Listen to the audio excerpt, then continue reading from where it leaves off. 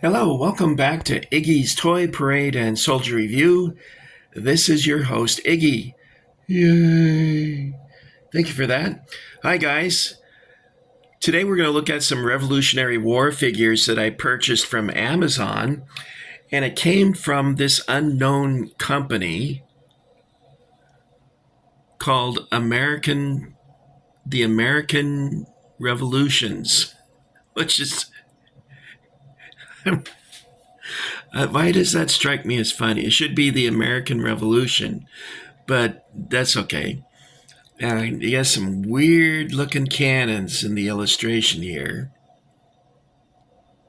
Anyway, this is a company that's based out of Gettysburg, Pennsylvania. Of course, the figures are made in China. And you guys know by looking at this that this is really just BMC figures that have been repackaged for a sale in a gift shop. So what we have is sort of a truncated, abbreviated version of BMC's American Revolution set. The set comes here in this instance with an artillery piece. You can see it has the split trail. Actually, I kind of like this. I would like to see if I could buy some of those. A mortar that's up. This is kind of comical. They put it on the factory upside down. So because of the way they have it on there, you can't lift it. So what I'll have to do, it should pop out, but it's in there pretty stiffly. What I'll have to do is put a screwdriver in the muzzle and pop it off. But I left it there because I thought you guys would think that was funny. This figure here is presumably Lafayette because he's in white. Although I think Lafayette did not wear a French uniform, did he? He wore an American? I don't know. These figures that are in black are presumably Germans, Hessians specifically, with the mitre cap. The mitre cap for the Prussians, I keep saying that, Prussians, the Hessians, is different than the British Grenadier in that the German version had a brass front to it, and it would have the initials of the Margrave of Hesse Castle.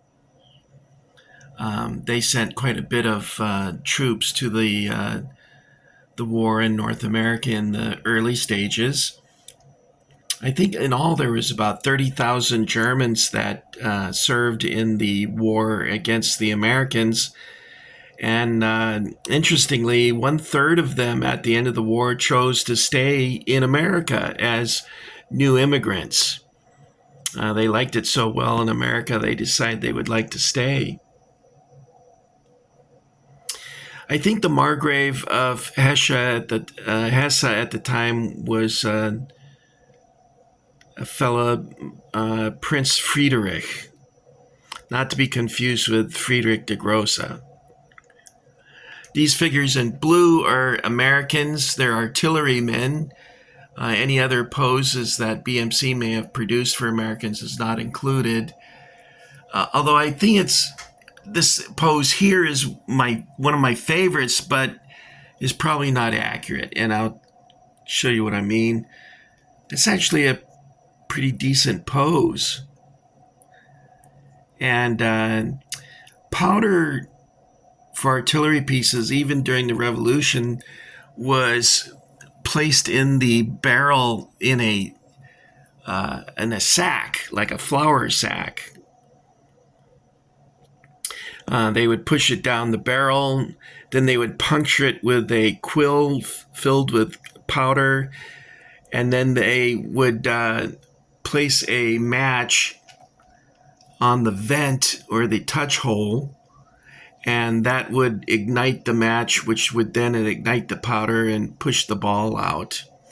It appears to be like maybe a 6-pounder or a 3-pounder. The mortar is unknown to me. It's upside down. The British here are grenadiers. Now, grenadiers originally actually threw grenades. Grenadier is a French word for grenade. And the grenades were made of cast iron. They were cast iron balls filled with powder. And each grenadier would carry a match, a slow-burning match that he kept in a brass box on his belt. And he would light the grenade and toss it. And this operation would take 2 hands, so they had to sling their musket, and it was easier to sling their musket with these pointed grenadier caps than it would be with a tricorn. Do I have a tricorn? Yeah, I have a tricorn up here. The rifle sling would get caught on the tricorn too easily. Now, troops throwing grenades, that was kind of phased out by the mid-18th century. By the time of the Revolution, they pretty much it stopped that practice. So the grenades made of iron or a porcelain ball, although porcelain seems a little expensive for that, so maybe it was just clay, terracotta or something. Anyway, the grenadiers wore a very fancy cap. I got an example of it here in this book. It was heavily embroidered. As you can see, this one is a sort of a basic looking one.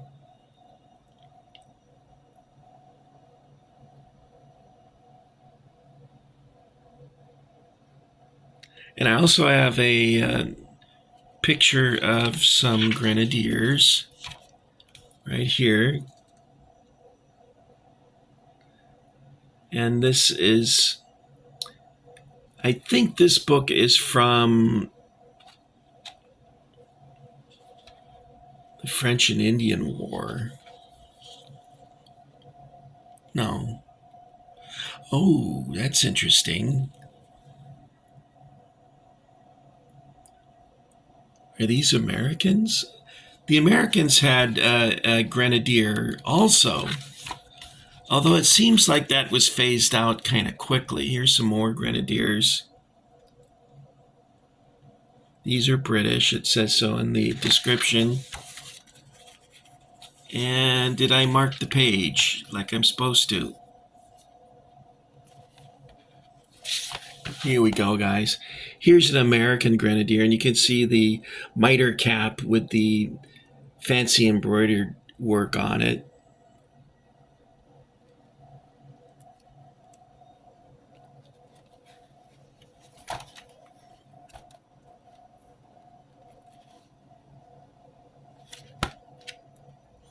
Okay, yeah.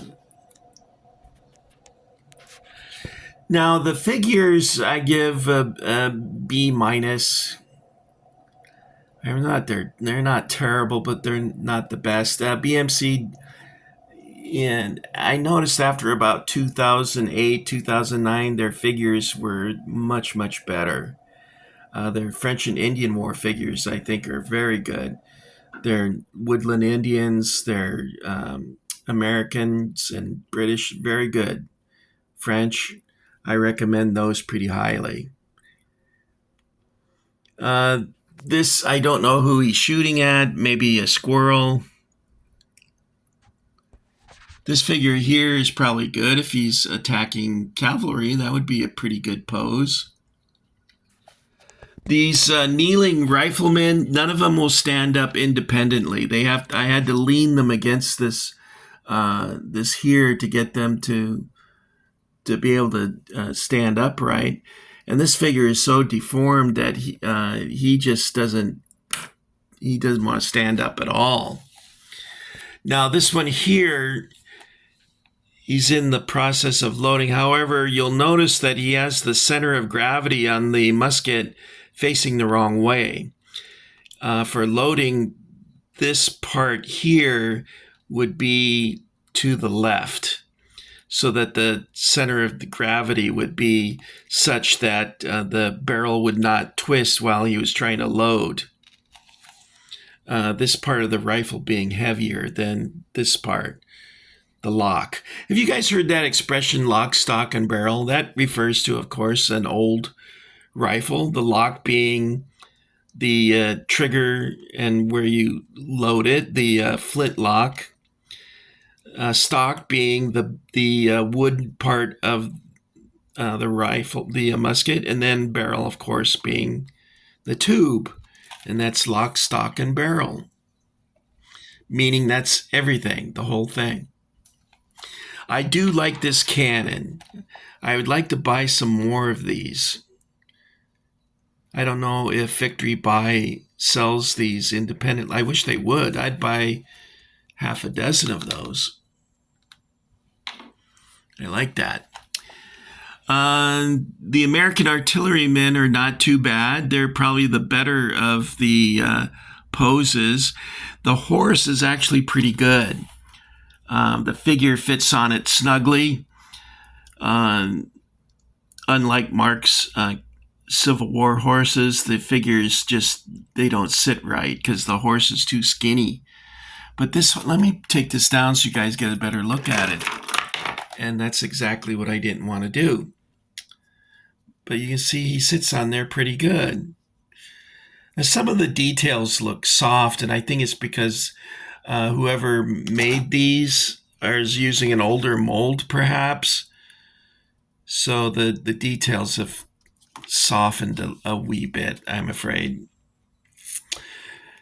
American revolutions. How many revolutions did we have? At any rate, that's all I got for you this time. I'm sorry to be so fixated on the miter caps. I might have done better if I'd done something else, but I have a book on British accoutrements, and I couldn't find it. So, and last time I did a video on French troops.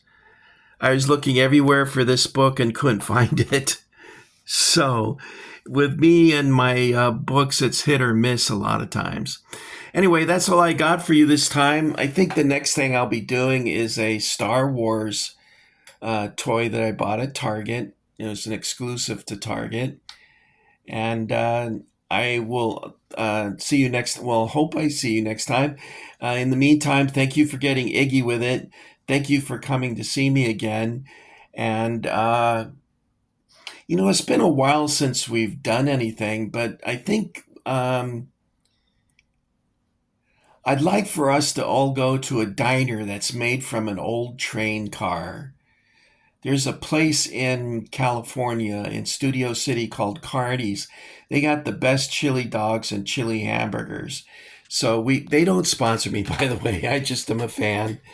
Let's all meet up there and get a chili dog. How's that sound? So thanks for coming along, and thanks for supporting what I'm trying to do here. I feel kind of clumsy today because I haven't made a video in a while, so I'm kind of like, I do these videos without a script, so because I haven't done this for a while, I feel kind of shaky, I guess. Anyway, hopefully, but next time is better. Bye, guys. Thanks a lot. I'll see you at Carney's.